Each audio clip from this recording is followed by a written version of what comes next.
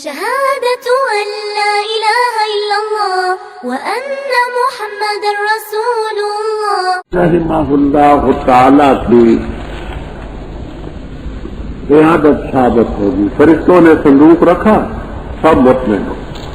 اب انہوں نے حکم دیا کہ ہم نے عمالقہ قوم کی، عمالقہ مشہور قوم ہے عمالقہ، ان کے خلاف لڑنے کو جانا۔ جس وقت چلے یہاں سے تو بہت ہجوم اور بھیڑ تھی۔ طالوت رحمہ اللہ تعالیٰ بڑے ذہین اور زیر تھے۔ انہوں نے خیال کیا کہ یہ سب لڑنے والے تو نہیں ہیں، تو امتحان میں کامیابی حاصل، ہندل امتحان یکرم رجل او ایمانو، خدا کرے ایمانو نہ ہو یکرم ہی ہو۔ تو خیر امتحان کیوں انہوں نے فلما فصل، جب جدا ہوئے طالوت بیت المقدس کے شہر سے لشکروں کو لے آگے چل رہے، بیت المقدس سے آگے شام کے علاقے کی طرف روانہ، تو فرمایا بے شک اللہ تعالیٰ تمہارا امتحان لے رہا ہے ایک نہر کا، کہتے ہیں بین الاردن و شام، اردن و شام کے درمیان نہر تھی، اس نہر کے پانی پر تمہارا امتحان ہے۔ اللہ امتحان لے گا، یعنی چونکہ اللہ نے مجھے انتخاب کیا ہے تو اس لیے کر کے میں تمہارے امتحان لوں گا۔ جس نے پی لیا اس نہر سے، من ہو اے من ماء النہر، نہر کو تو نہیں پی جاتی، پانی پیا جاتا ہے، اے من ماء النہر، نہر کا پانی پی لیا، فلیس منی اے من اتباعی، وہ میرے اتباع میں سے نہیں ہے۔ اور جس نے نہ چکھا اس پانی کو، فنا منی فنا من اتباعی، وہ میرے پیروکار۔ ہاں مگر ایک چلو پانی دو ہاتھوں سے بھی نہیں لینا، ایک اس طرف غرفۃ بھی تھی۔ جب وہاں گئے تو گرمی تھی اور سفر میں پیاس اور زیادہ لگتی ہے، دیوانوں کی طرح وہاں پانی پر ٹوٹ پڑے، فشربوا منہ الا قلیلا، تھوڑے رہ گئے جنہوں نے اسی مقدار کا پانی پیا جتنی اجازت تھی، وہ 313 تھے، باقی ہزاروں کی تعداد میں تھے، وہ پانی پیتے گئے، مشکوں کی طرح وہاں پڑے ہل نہ سکے۔ جس وقت پار کیا اس نہر کو، اس طالوت نے وہ کی زمین پہلی نہر کی طرف راجے، فلما جاوزہ، اس نہر کو عبور کیا، پار کیا وہ اس طالوت نے اور ان لوگوں نے جو ان کے ساتھ ایمان لائے تھے، تو کہنے لگے لا طاقت لنا اليوم بجالوت، ہمیں کوئی طاقت نہیں جالوت اور اس کے لشکروں کے مقابلے۔ دیکھیے بات سمجھیے، بعض لوگوں نے یہ تفسیر کی ہے کہ جس وقت یہ ہجوم گیا تو انہوں نے کہا کہ جی ہمیں اتنے بڑے لشکر کے مقابلے میں کیا قوت ہے کہ ہم لڑیں، تو نہر عبور کرنے سے پہلے، لیکن یہ تفسیر بالکل مردود ہے۔ کیوں تفسیر یہ فلما جاوزہ ہوا والذین آمنوا قالوا، تو یہ گفتگو نہر کے عبور کرنے کے بعد کی ہے، اور نہر کو عبور کرنے والے صرف 313 ہیں۔ روح المعانی اور بیان القرآن وغیرہ میں کہ یہ جو 313 تھے ان میں دو طبقے بن گئے، ایک ہے اکمل الایمان، اکمل الایمان، جن کو اپنی بے سر و سامانی اور قلت کی کوئی فکر ہے، اور دوسرے ہیں کامل الایمان، ایمان کامل ہے لیکن اپنی بے سر و سامانی کی طرف بھی توجہ ہو۔ تو یہ کامل الایمان نے کہا ہے مومن دونوں، ایک کامل الایمان ہے، دوسرے اکمل الایمان۔ تو انہوں نے اپنی طاقت دیکھی کہ ہم 313 ہیں اور مقابلے میں 100,000 تفسیروں میں آئے گا 1,00,000 آدمی، 1,00,000 کا مقابلے میں لشکر، تو کہنے لگے لا طاقت لنا اليوم بجالوت وجنودہ۔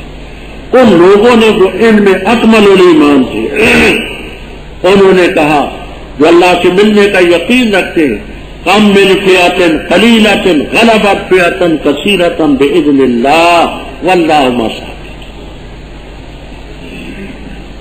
یہ اللہ تعالی کی قدرت ہے۔ ہماری تاریخ بتلاتی ہے، فتوح الشام وغیرہ میں یہ واقعہ موجود ہے۔ ایک مقام پر ابو عبیدہ بن الجراح رضی اللہ تعالیٰ عنہ تمام اسلامی فوجوں کے چیف کمانڈر تھے، اور قادسیہ کے مقام پر خالد بن ولید رضی اللہ تعالیٰ عنہ کی قیادت میں 60 مسلمانوں نے 60,000 کا مقابلہ۔ غزا 60 60 الفا وما هذا تولوا مدبرین۔ خالد ابن ولید رضی اللہ تعالیٰ عنہ کی کمان تھی، قادسیہ کا مقام تھا، 60 مسلمانوں نے مقابلہ کیا، ان کے نام بھی فتوح الشام میں موجود ہیں، تاریخ کی کتاب، اور ان کو شکست۔ تاریخ میں لکھا ہے کہ جس وقت لاشیں گنی گی تو 60,000 میں سے 10,000 لاش میدان میں تھے، باقی بھاگ گئے کافر، اور مسلمان صرف 10 شہید ہوئے، 50 فاتح تھے۔ غزا 60 الفا وما هذا تولوا مدبرین۔ مومن جب مومن ہوتا ہے تو 1,000 پر غالب ہے۔ یہ دور جانے کی ضرورت ہی نہیں ہے، یہ ہمارے ہاں چلنڈا ہے جہاں سے سیدھا 28 میل بھی نہیں ہے۔ دنیا کی تاریخ میں ٹینکوں کی دوسرے نمبر کی لڑائی یہ تھی۔ پہلے نمبر کی ہٹلر کے زمانے میں عالمین ایک مقام ہے، عالمین، وہاں ٹینکوں کی لڑائی تھی، اور اس کے بعد دوسرے نمبر پر ایک چونڈے کی۔ کیپٹن ایس ایس زبیری تھے کمان کرنے والے، کیپٹن ایس ایس زبیری، 100 آدمی تھے اس کے پاس، 3 چھوٹے چھوٹے ٹینک تھے۔ مقابلے میں 3,000 سے زیادہ فوج ہے اور ٹینک بھی۔ کیپٹن نے اپنے مرکز سے رابطہ قائم کیا کہ مجھے کیا ہدایت ہے، میرے پاس صرف 100 جوان ہے اور صرف چھوٹے 3 ٹینک ہیں، مقابلے میں 3,000 کی فوج ہے، بے شمار ٹینک ہیں۔ تو مرکز نے کہا کہ جوانوں کو قتل مت کرواؤ، پیچھے آ جاؤ۔ کیپٹن ایسے زبیری نے کہا میں مسلمان ہونے کی حیثیت سے میرا دل نہیں گوارا کرتا کہ میں پیچھے۔ کم من فئۃ قلیلۃ غلبت فئۃ کثیرۃ باذن اللہ پڑھ کر کے کود پڑے۔ 24 گھنٹے 1,3,000 کا مقابلہ یہاں چونڈے میں کیا، سن 65 کی جنگ۔ اور ایک ایسا مقام بھی ہے ایک مسلمان نے 40,000 کا مقابلہ۔ مزید تفصیل تو آپ کو ابن اسیر اور البدایہ سے ملے گی، مختصر تفسیر ائمہ تلبیس سے ملے گی۔ ائمہ تلبیس کتاب کا نام ہے۔ مولانا ابو القاسم محمد رفیق دلاوری رحمہ اللہ تعالی حضرت شیخ الہند رحمہ اللہ تعالی کے شاگرد تھے، انہوں نے لکھی جھوٹے نبیوں اور جھوٹے مہدیوں کے سلسلے میں ایسی بہترین کتاب اکٹھی آپ کو ائمہ تلبیس 2 حصوں میں۔ افسوس ہے کہ کاتبوں نے عربی عبارتوں کو مسخ کر دیا، اردو تو ٹھیک ہے، عربی عبارتیں بڑی غلط لکھی۔ وہ میرے پاس پہلا ایک نسخہ تھا، بڑا ٹھیک تھا، وہ کہ ظالم مولوی لے گیا، اس نے نہیں دیا۔ اللہ علماء کے ظلم سے بھی بچائے۔ تو ائمہ تلبیس کتاب کا نام ہے۔ وہ یمامہ کا مقام تھا، یمامہ کا ابو بکر صدیق رضی اللہ تعالیٰ عنہ کی خلافت تھی، کمان وہاں بھی خالد ابن ولید رضی اللہ تعالیٰ عنہ کی تھی، اور ابو دجانہ رضی اللہ تعالیٰ عنہ نے تنے تنہا ایک نے 40,000 کا مقابلہ، تو کم من فئۃ قلیلۃ غلبت فئۃ کثیرۃ باذنہ واللہ ما شاء۔ اور جس وقت ظاہر ہوئے جالوت اور اس کے لشکروں کے مقابلے میں، مومنوں نے کہا ربنا افرغ علینا، بہا ہم پر صبرا وثبت اقدامنا وانصرنا علی القوم الکافرین۔ نتیجہ کیا ہوا؟ 313 نے 1,00,000 کو شکست، فعظموہم باذن۔ دیکھیے حضرات، افسوس ہے کہ تاریخ لکھنے والا کی یہ افغانستان کی جنگ جہاد بڑی طاغوتی قوت ہے، روس کی قوت معمولی قوت نہیں ہے۔ 15 لاکھ بے گناہ شہید، جو حضرات شہید ہوئے وہ الگ ہے جہاد میں، اور 30 سے زیادہ ہمارے شاگرد وہاں شہید، جو نصرت العلوم کے فارغ، 30 سے زیادہ۔ ایک طاغوتی قوت کا انہوں نے مقابلہ کیا، اور گورباچوف کے یہ لفظ ہے کہ ہم نے افغانستان میں ٹانگ اڑا کر کے غلطی کی۔ کون مانتا ہے؟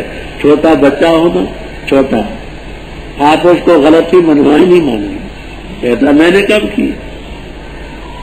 بین الاقوامی سطح پر اپنی غلطی کو ماننا، اور پھر یہ جو اس وقت عراق کے خلاف اتحادیوں کا سلسلہ ہے، یہاں اس کے وزیر دفاع نے کہا تھا، روس کے وزیر دفاع نے کہا تھا کہ ہماری توبہ ہے، ہم تو افغانستان کی جنگ کو نہیں بھولے۔ توبہ کے لفظ اس کی تقریر میں، ہم نہیں آئے، عملی طور پر نہیں آئیں گے، ہماری توبہ، ہمیں تو یہ جنگ ابھی نہیں بھولی۔ تو اللہ تعالیٰ کی مدد شامل ہاتھ۔ یہ قصور سیکٹر پر ہندوؤں کا جنرل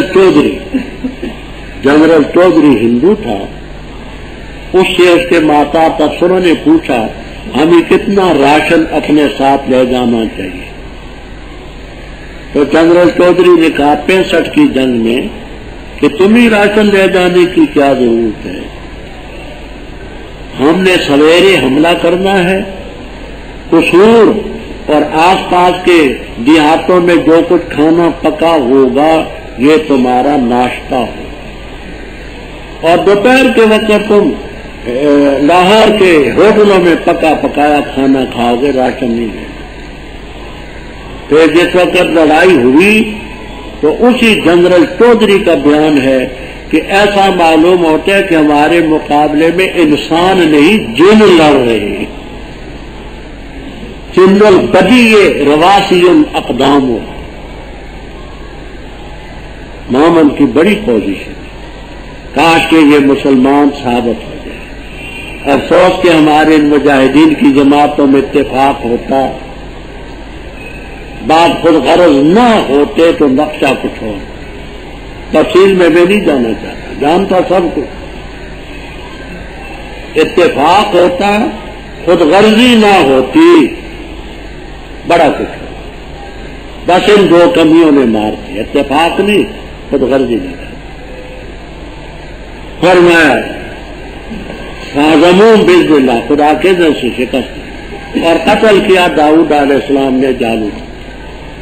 کہتے ہیں کہ اس جہاد میں داؤد علیہ السلام بھی اور ان کے بھائی بھی اور ان کے والد بھی شریک تھے۔ والد کا نام عیشا بھی لکھ دیتے، میشا بھی آپ کو ملے گا۔ داؤد علیہ السلام کے والد مکرم کا نام عیشا یا میشا علیہ السلام، وہ بھی تھے۔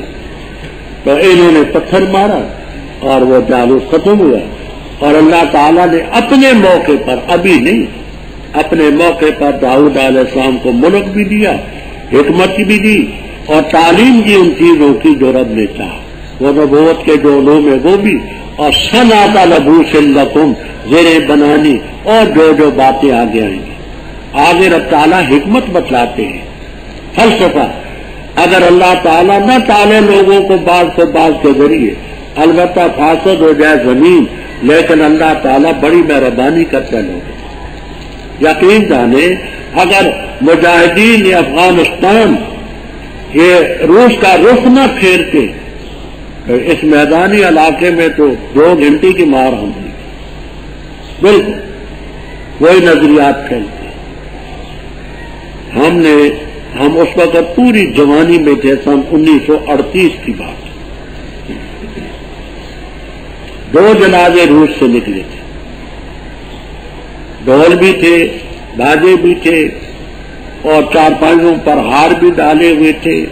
مزدور گاتے بجاتے تھے، کوئی بناوٹی رونا روتا تھا. 2 جنازے اپنی سرحد سے آگے دھکیل دیں. ایک جنازہ خدا کا، دوسرا جنازہ مذہب کا. کہ خدا جہاں داخل ہوتا ہے لوگوں کے دلوں میں خوف پیدا ہوتا ہے، اس لیے خدا سے ہم فارغ ہیں. مذہب فطور پیدا کرتا ہے.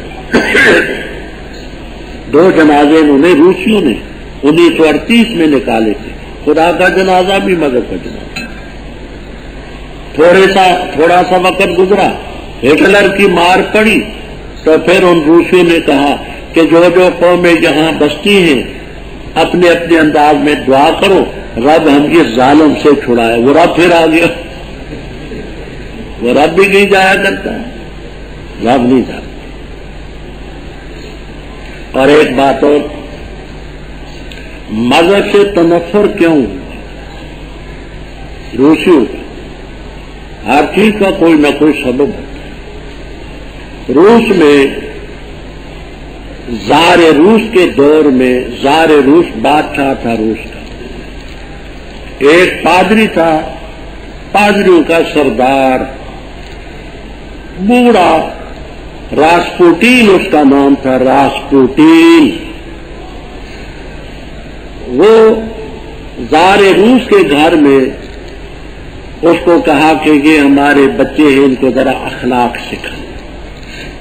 بزرگ سمجھ کر کے، بوڑھا تھا تو زار روس نے اس کو بزرگ سمجھ کر کے گھر لایا کہ یہ میری بیوی ہے، بچے ہیں، بچیاں ہیں، آپ ان کو کچھ اخلاق سکھائیں. اچھا، اس بوڑھے راسپوٹین نے کیا کیا؟ زار روس کی بیوی سے عشق لڑا. زار روس سخت متنفر ہوا کہ یہ جو سب سے بڑا مذہبی رہنما ہے اور بوڑھا ہے، یہ جب اس مذہبی سلسلے میں آ کر کے یہ نہیں باز آتا تو مذہب کیا ہوگا؟ اس کا وہ سبب راسپوٹین، یہ ظاہری سبب ہے ان سے بیداری. راسپوٹین پادری کا نام ہے جو روس میں تھا. خیر، تو اللہ تعالیٰ نے فرمایا کہ اگر بعض کو بعض کے ذریعے دفاع نہ کرے لا فسادت الارض ولکن اللہ ذو فضل علی الناس. یہ اللہ کی آیتیں ہیں، ہم پڑھتے ہیں آپ پر حق کے ساتھ. نہ شموئیل علیہ السلام کے زمانے میں تھے، نہ قزقیل علیہ السلام کے زمانے میں تھے، اور یہ واقعات ہم نے آپ کو بتائے ہیں اس لیے کہ نہ لمن المرسلین، رسولوں کا ذکر تھا. ایک رسول، یہ رسول ہے، ہم نے بات کو بات پر فضیلت دی. ان میں کچھ وہ ہیں جن سے اللہ نے کلام کیا، وَكَلَّمَ اللَّهُ مُوسَىٰ تَكْلِيمًا، معراج کی رات آپ سے کلام کیا. بعض کے درجے بلند کی، آپ کا درجہ سب سے اونچا. عیسیٰ ابن مریم علیہ السلام کو واضح دلیلیں دی، وہ اسی پارے میں آگے آ رہی ہے انشاءاللہ العزیز. روح القدس کا مفہوم گزر چکے، ہم نے اس کی تائید کی. اس سے آگے بات سنیے. وَلَوْ شَاءَ اللَّهُ مَا اقْتَتَلَ الَّذِينَ مِن بَعْدِهِ، اگر اللہ تعالیٰ چاہتا نہ لڑتے وہ جو ان کے بعد تھے، واضح دلیلیں آنے کے بعد، لیکن اختلاف کیا، بعض ایمان لائے، بعض نے کفر کیا. اللہ چاہتا نہ ہو. بات کو سنیے. اللہ تعالیٰ کی مشیت سمجھنے کے لیے یوں کہیں کہ 2 قسموں کا. ایک مشیت تشریعی، ایک ہے مشیت تکوینی. مشیت تشریعی تو یہ ہے لا یرضی لعبادہ الکفر، کفر کو نہیں پسند ہے. اسی لیے پیغمبر بھیجے، کتابیں بھیجی، عقل سلیم دی۔ لیکن اگر کوئی اپنی مرضی سے کفر اختیار کرے گا تو نولے ہی ما تولا، عذر کو ہم پھیر دیں گے۔ جو تو چاہتا ہے، جو جانا چاہتا ہے، رب نے تجھے توفیق دی۔ اگر رب چاہتا کہ وہ قوت بھی سلب کر لیتا تو کر سکتا، لڑائی کی قوت، اختلاف کی قوت سلب کر سکتا، لیکن حکمت کا تقاضا ہے، انسان ہے، اس میں ایمان کی قوت بھی رکھی، کفر کی بھی رکھی، خیر کی بھی رکھی، شر کی بھی رکھی، اپنی مرضی سے جو کرے گا وہ کرے گا۔ تو اگر رب یوں چاہتا کہ اس کو قدرت ہی نہ دیتے اختلاف کی اور قدرت ہی نہ دیتے لڑنے کی تو کر سکتا ہے، لیکن ایسا کرنا حکمت کے خلاف۔ اس لیے کہ انسان کو انسان بنایا ہے، ہدیناہ النجدین، دونوں راستے بتلائے، خیر اور شر۔ یا ایھا الذین آمنوا، اے لوگوں جو ایمان لائے، خرچ کرو اس چیز سے جو ہم نے تمہیں رزق دی، اس سے پہلے کہ آئے وہ دن جس میں نہیں ہوگی بے اور نہ دوستی اور نہ سفارش، اور کافر جو ہے وہ ظالم ہے۔ اللہ تعالیٰ کی ذات ہے، نہیں کوئی الہ مگر وہی، الحی زندہ ہے، القیوم قائم رہنے والا ہے، نہیں پکڑتی اس کو اونگ اور نہ نیند، اسی کے لیے ما فی السماوات و ما فی الارض۔ کون ہے وہ جو شفاعت کرے اس کے ہاں مگر اس کے اذن سے، جانتے جو کچھ ان کے آگے ہے اور جو کچھ ان کے پیچھے ہے، اور نہیں احاطہ کر سکتے وہ کسی چیز کو اس کے علم سے مگر جو رب چاہے۔ وسیع ہے کرسی اس کی آسمانوں اور زمینوں سے، اور نہیں جعود تھکاتا اس کو حفاظت کرنا ان دونوں کا، اور وہ العلی برتر ہے، العظیم بڑا ہے۔ لا اکراہ فی الدین، دین میں کوئی جبر نہیں۔ تحقیق سے واضح ہو چکی رشد بلائی گمراہی سے، اور جس نے انکار کیا طاغوت کا اور ایمان لایا اللہ تعالیٰ پر، بس تحقیق سے اس نے استمسکا، مضبوطی سے پکڑا، بالعروۃ الوثقی، مضبوط دستے کو، لا انفصام لہا، اس کے لیے ٹوٹنا نہیں، اور اللہ تعالیٰ سمیع علیم۔ اللہ تعالیٰ دوست ہے ان کا جو ایمان لائے، نکالتے ان کو اندھیروں سے نور کی طرف، اور وہ لوگ جنہوں نے کفر کیا ان کے دوست ہیں طاغوت، نکالتے ان کو نور سے ظلمات کی طرف، وہ لوگ ہیں اصحاب النار، وہ اس نار کے اندر خالدون ہمیشہ رہا کریں گے۔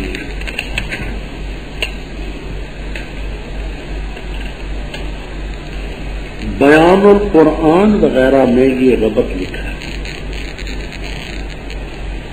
کہ دین کے اصول تین ہیں: توحید، رسالت، قیامت۔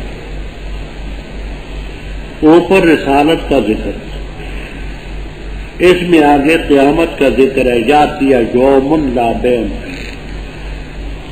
آگے توحید کا ذکر ہے، اللہ لا الہ الا۔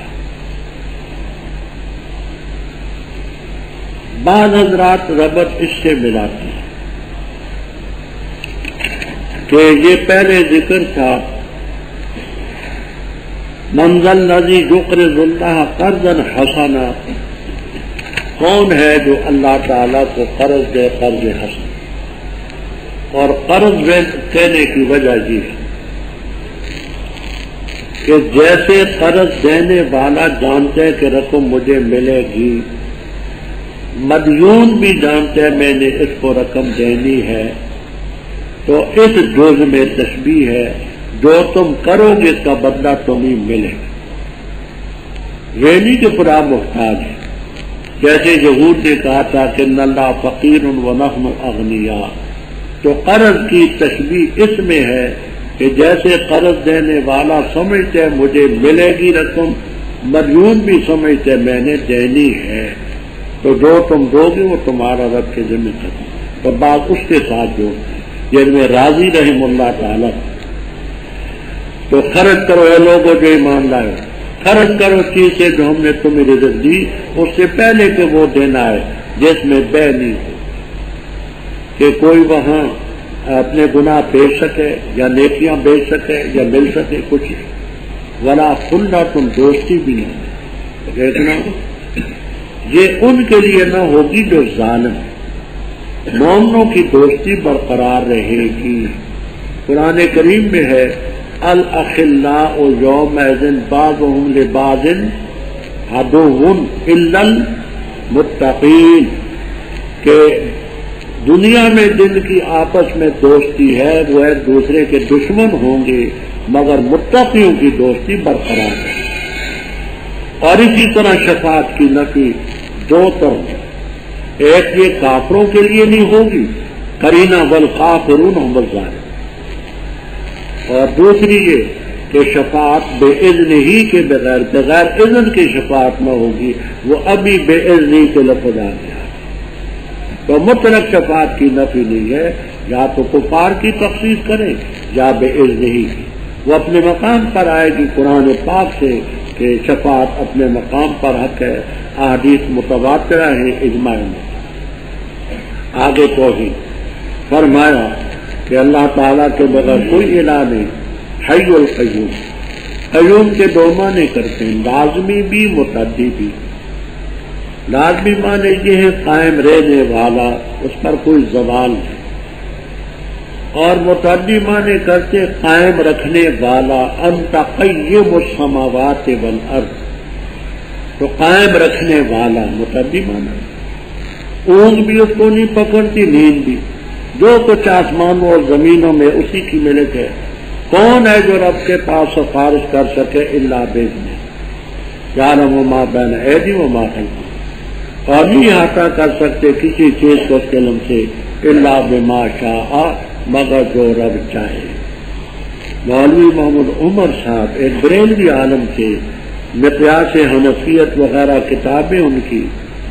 وہ کہتے تھے کہ اس سے معلوم ہوا کہ اللہ تعالیٰ سارا علم کسی کو دے سکتا ہے، لیکن اس پر اس نے خیال نہ کیا کہ استثناء الکل من الکل یہ جائز نہیں. استثناء الکل کیونکہ ولا یحیطون بشیء من علم، تو اس نے کہا پہلے شیء نکرہ، تو کوئی اللہ کے علم میں سے کسی چیز کا احاطہ نہیں کر سکتے.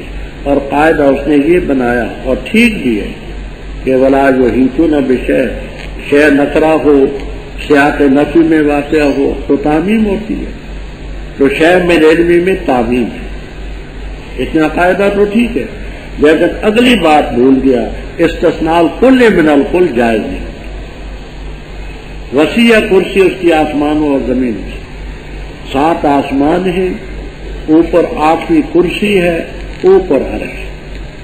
وہ جن ریاضی کی کتابوں میں 9 سماوات آتا ہے وہ اسی معنی میں کہ کرسی کو عرش کو شامل کر کے لیتے.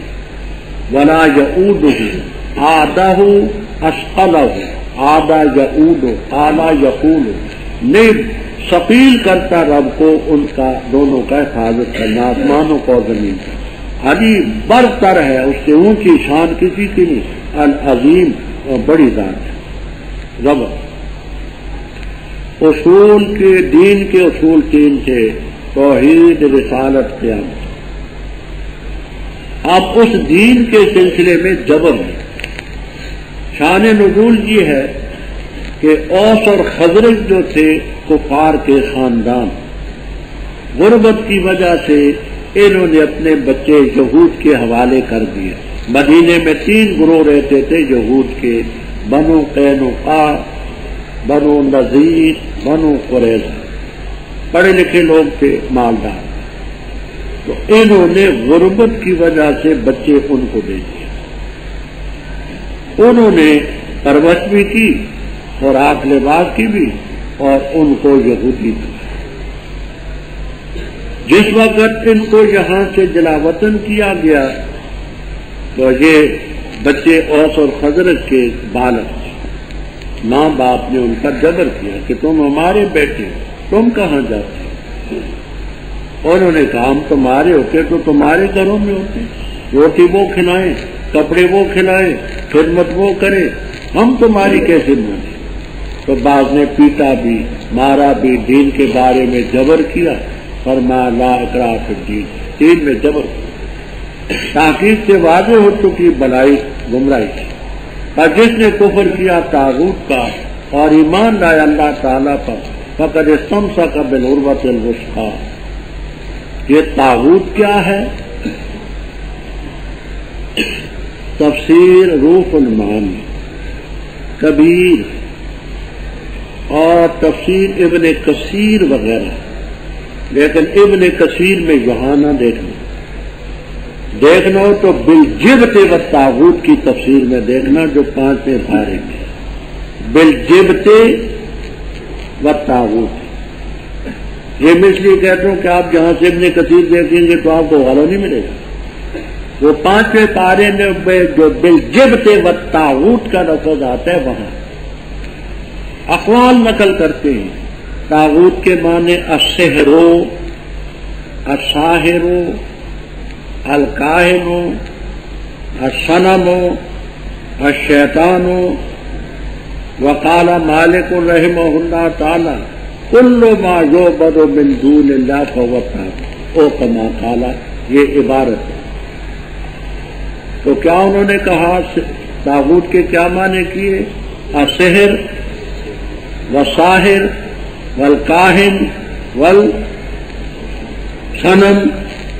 اور شیطان، اور مالک رحم اللہ تعالیٰ کے حوالے سے کل ما یعبد من دون اللہ کو، یہ طاغوت کا لفظ جنس کا ہے، مفرد کے لیے بھی اور آگے یخرجونہم جمع کے لیے دیا۔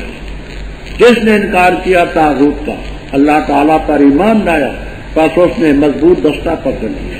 اس دستے کے لیے ٹوٹنا نہیں، چھوٹ سکتا ہے ٹوٹتا نہیں۔ واللہ سمیع علیم۔ ضبط اوپر دو قسم کے لوگ ہیں، ایک وہ جو فمن یکفر، ایک وہ جو یؤمن باللہ۔ آگے ان دونوں طبقوں کا ذکر ہے۔ اللہ ولی الذین آمنوا، نکالتے ان کو ظلمات سے نور کی۔ روح المعانی قرطبی وغیرہ میں ہے کہ کفر کو ظلمات سے تعبیر کیا جمع سے، ایمان کو نور واحد سے تعبیر کہتے ہیں کہ الایمان والحق شیء واحد والکفر اقسام عدیدہ۔ کفر کے مختلف طرق، ایمان اور حق ایک، اس لیے اس کو نور سے تعبیر کیا اور کفر کی شکلوں کو ظلمات جمع سے تعبیر۔ جو کافر ہیں ان کے ساتھ یہ طاغوت، نکالتے ان کو نور سے اندھیروں کی طرف، وہ ہے اصحاب النار ہم فیہا خالدون۔ الم ترى، کیا تو نہیں جانتا اس شخص کے واقعے کو جس نے جھگڑا کیا ابراہیم علیہ السلام کے ساتھ اس کے رب کے بارے میں؟ اس لیے جھگڑا کیا کہ اللہ تعالیٰ نے اس کو ملک دیا۔ جب کہا ابراہیم علیہ السلام نے رب میرا وہ ہے جو زندہ کرتا اور مارتا ہے، تو کہا میں زندہ کرتا اور مارتا ہوں۔ کہا ابراہیم علیہ السلام نے پس بے شک اللہ تعالیٰ لاتا ہے سورج کو مشرق سے، پس تو لے آ اس کو مغرب سے۔ تب وہ الذی، پس حیران کر دیا گیا وہ شخص جو کافر تھا، اور اللہ تعالیٰ نہیں ہدایت دیتا ظالم قوم کو۔ یا اس شخص کی طرح جو گزرا ایک بستی پر اور وہ گری ہوئی تھی اپنی چھتوں کے بل۔ کہا اس نے کیوں کر زندہ کرے گا اس کو اللہ تعالیٰ اس کے مر چکنے کے بعد؟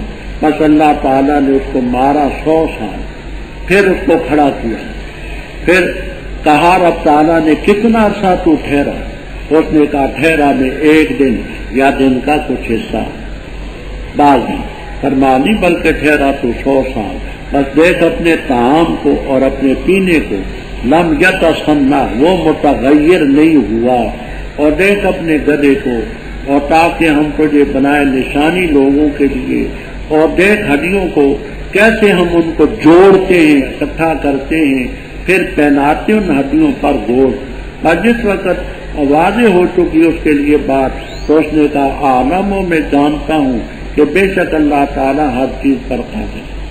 اور جب کہا ابراہیم علیہ السلام نے اے میرے رب دکھا مجھے کیسے تو زندہ کرتے ہیں مردوں کو، فرما کیا تو ایمان نہیں لایا؟ فرما کیوں نہیں ایمان لایا؟ لیکن تاکہ میرا دل مطمئن ہو۔ فرما پس پکڑ 4 پرندے، پس ان کو مانوس کر، سرغنہ مانوس کر ان کو اپنے ساتھ، پھر کر تو ہر پہاڑ پر ان میں سے ایک حصہ، پھر ان کو بلا، آئیں گے تیرے پاس سائین دوڑتے ہوئے، اور جان لے تو کہ بے شک اللہ تعالیٰ غالب حکمت والا ہے۔ رب اوپر 2 قسم کے لوگوں کا ذکر تھا، ایک وہ جن کے ساتھی تھے طاغوت، دوسرے وہ جن کا ولی ہے اللہ تعالی۔ پہلے ایک طاغوت والے کا قصہ بیان کرتے ہیں، آگے 2 اللہ کے ولیوں کے، اللہ کے دوستوں کے ذکر، 3 واقعے اس میں بیان ہے۔ وہ طاغوت کون تھا؟ وہ تھا نمرود ابن کنعان۔ یہ کمالین والے جو ہیں شیخ سلام اللہ دہلوی رحمہ اللہ تعالی بڑے مقترس مفسر ہیں۔ عام لوگ تو نمرود کہتے ہیں، وہ کہتے نا بضمہ نون اور آگے زال، نمرود ابن کنعان، نمرود بضمہ نون ابن کنعان، یہ بادشاہ ابراہیم علیہ السلام کے زمانے میں، اور ابراہیم علیہ السلام کے ساتھ اس کا مناظرہ، اس مناظرے کا ذکر ہے اس میں۔ کیا نہیں جانتا تو اس شخص کے بارے میں جس نے جھگڑا کیا ابراہیم علیہ السلام کے ساتھ رب کے بارے میں؟ ابراہیم علیہ السلام نے اپنے رب کا تذکرہ کیا، اس نے الجھا اس لیے جھگڑا کیا کہ رب نے اس کو ملک دیا تھا۔ یہ بات تو اس کو چاہتی تھی کہ وہ رب کا اقرار کرتا، الٹا اس نے رب کے سلسلے میں جھگڑا شروع کر دیا۔ ابراہیم علیہ السلام نے فرمایا میرا رب وہ ہے جو زندہ کرتا اور مارتا ہے۔ اس نے کہا میں بھی زندہ کرتا اور مارتا ہوں۔ اس نے کیا کیا؟ کہتے ہیں کہ ایک ایسا شخص جس کو ماتحت عدالتیں موت کی سزا دے چکی تھی، صرف بادشاہ کے رحم کی اپیل باقی تھی۔ ماتحت عدالتیں سب موت کی سزا دے چکی، بادشاہ کی رحم کی اپیل، اس نے اس کو رہا کر دیا۔ دیکھو موت کی سزا اس کو تھی، میں نے زندہ کر دی، اور ایک بے گناہ کو پکڑ کے اس کی گردن اڑا دی، کہا میں بھی زندہ کرتا ہوں مارتا ہوں۔ علم مناظرہ کا قاعدہ ہے کہ جب بات اپنی صحیح ہو اس کو مناظر چھوڑے، لیکن بعض دفعہ ایسا ہوتا ہے کہ خصم کو، اپنے مخالف کو خاموش کرنے کے لیے یا قطع مسافت کے لیے دوسری دلیل کی طرف انتقال کرتے ہیں، یہ جائے۔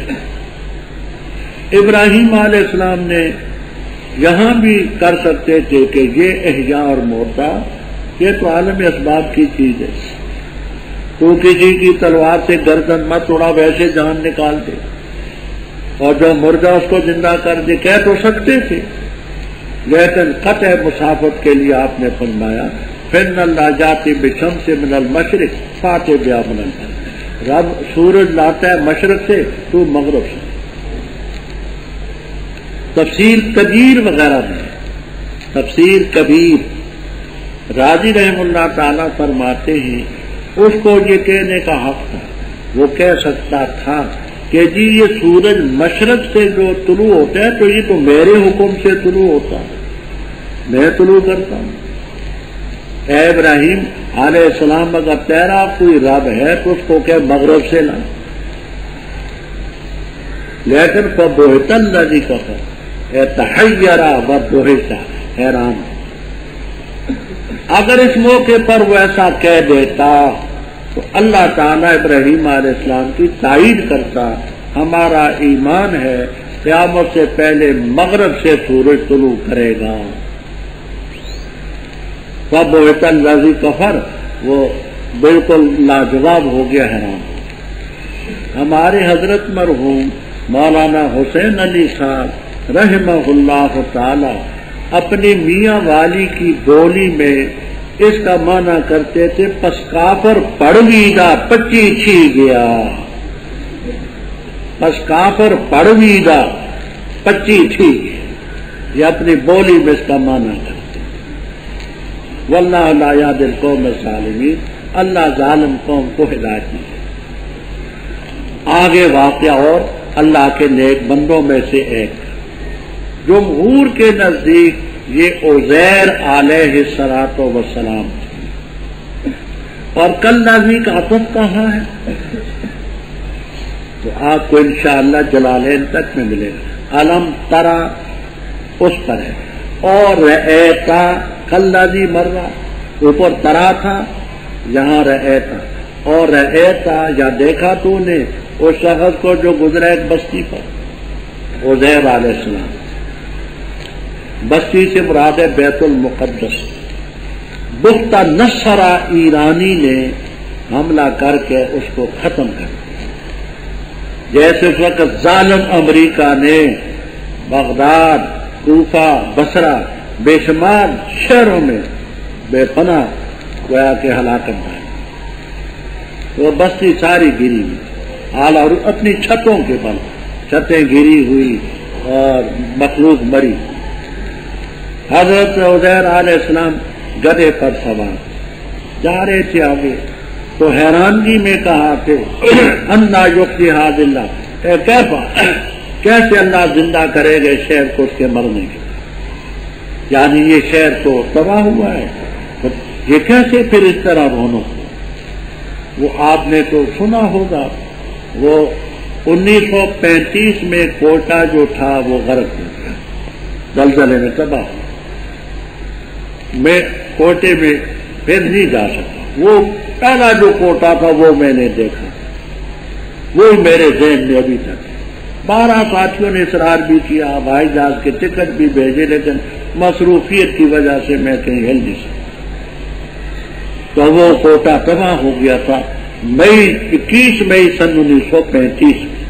اب کہتے ہیں کوٹا پہلے سے بھی زیادہ آباد، یہ تو سالوں کی بات ہے۔ تو کہا کیسے اس کو اللہ زندہ کرے گا، آباد کرے گا اس کے مرنے کے بعد؟ اللہ تعالیٰ نے 100 سال اس کو مار پھر کھڑا کیا۔ فرمایا کتنا عرصہ تو ٹھہرا؟ کہا ٹھہرا میں 1 دن یا دن کا کچھ۔ کہتے صبح مثلا سورج چڑھنے کے بعد ان کی وفات، اور عصر کے وقت ان کو زندہ کیا۔ انہوں نے خیال کیا کہ اگر وہی دن ہے تو دن کا بھی کچھ حصہ ہے، اور اگر وہ دن گزر گیا تو دوسرا دن ہے، تو دن پورا ہو گیا۔ فرمایا دیکھ تو اپنے طعام کیا تھا؟ کہتے انجیر 3 ایزر انجیر کے دانے تھے، اور ان کے پاس نبیذ تھا، جوس تھا، رس تھا کچھ پھلوں۔ انجیر بہت جلدی خراب ہو جانے والی تھی، اور رس، جوس، نبیذ بہت جلدی خراب ہونے والی۔ خدا کی قدرت، وہ انجیر بھی اور نبیذ بھی لم یتسنہ لم یتغیر، 100 سال گزرنے کے باوجود وہ اسی طرح۔ اور گدھا جو عالم اسباب میں جلدی نہیں خراب ہوتا، مرتا، اس کو دیکھ، اس کی ہڈیاں پڑی ہوئی، ایک ہڈی وہاں ایک وہاں ایک۔ وَلِ نَجْعَلَكَ آیَةً، یہ واؤ کیسا ہے؟ شاہ ولی اللہ صاحب رحمہ اللہ تعالی الفوز الکبیر میں لکھتے ہیں کہ ایسے مقامات پر جو واو آتا ہے وہ زائد ہے، واو قطع کا نہیں مانتے، زائد مانتے۔ یہ ہم نے کیوں کیا؟ لینا جالا کا آیا تھا واو مزید۔ دوسرے حضرات اس کو واو عطف کا مانتے ہیں، واو عطف کا مانتے تو معطوف علیہ کیا چیز ہے؟ وہ یہ پالنا بیٹا، یہ کاروائی ہم نے تو اس سے کی، لیتا علم والے نہ جانا پالنا بیٹا ہم نے یہ کاروائی تو اسے کیوں کی لیتا علامہ والے نہ جلنا. یہ آپ کو انشاءاللہ جلالین تک میں اس سے ملتے جلتے الفاظ ضرور ملیں. تو لیتا علامہ معطوف علیہ ہے وہ محذوف ہے. ہم نے یہ کاروائی تب کی کہ تاکہ تو جان لے اور ہم تجھے لوگوں کے لیے نشانی دیکھ ہڈیوں کو. یہ گدے کی ہڈیاں ہیں. کیسے ہم ننشدھا ہم ان کو باتتے ہیں جوڑتے ہیں. نرفع بعضھا علی بعض بعض ہڈیوں کو بعض پر چڑھاتے ہیں پھر ہم ان کو پہناتے ہیں گوشت. فلما تبین لہ جب ان کے سامنے یہ بات واضح ہو چکی فرما اعلم ان اللہ علی کل شیء قدیر. یہاں ایک تھوڑی سی بات تیار کردہ صوت الاسلام کے سینٹر بازار دیگاں والا جڑ محلہ مسجد مولوی عبدالغنی والی گجرانوالا. یاد رکھیے ہمارے پاس دنیا کے نامور قراء حضرات کی تلاوتیں، ممتاز علماء کرام اور اکابرین دیوبند کی تقریریں، مشہور و معروف شعراء کرام کی نظموں کا گراں قدر کیسٹوں کا مرکز صوت الاسلام کیسٹ سینٹر بازار دیگاں والا جڑ محلہ مسجد مولوی عبدالغنی والی گجرانوالا کو ہمیشہ خدمت کا موقع دیں. صوت الاسلام کیسٹ سینٹر گجرانوالا. لوگوں کو قید کر کے لے گیا. ان میں حضرت عزیر علیہ السلام بھی تھے. جب قید سے چھوٹ آئے تب حضرت عزیر علیہ السلام نے راہ میں ایک شہر دیکھا. ویران اس کی عمارت گری ہوئی دیکھ کر اپنے جی میں کہا دل میں کہ یہاں کے ساکن سب مر گئے، کیوں کر حق تعالیٰ ان کو جلا دے یعنی زندہ کر دے اور یہ شہر پھر آباد ہو. اسی جگہ ان کی روح قبض ہوئی اور ان کی سواری کا گدھا بھی مر گیا. 100 برس تک اسی حال میں رہے اور کسی نے نہ ان کو وہاں آ کر دیکھا نہ ان کی خبر ہوئی.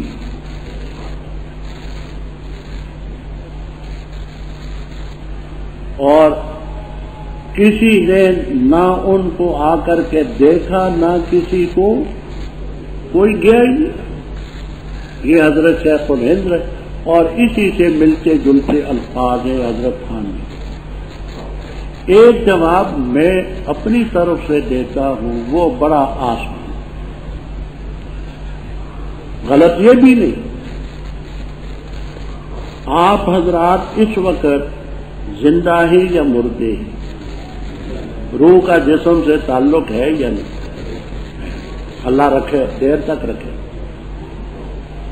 آپ سنتے بھی ہیں یا نہیں سنتے؟ سنتے بھی. میں آپ سے پوچھتا ہوں کم من ایام لبثتم بعد الولادہ، ولادت کے بعد آپ کتنے دن رہے؟ میں سوال کرتا ہوں ولادت کے بعد آپ اس وقت تک کتنے دن رہے؟ بتائیں. ولادت کے بعد آپ کتنے دن رہے؟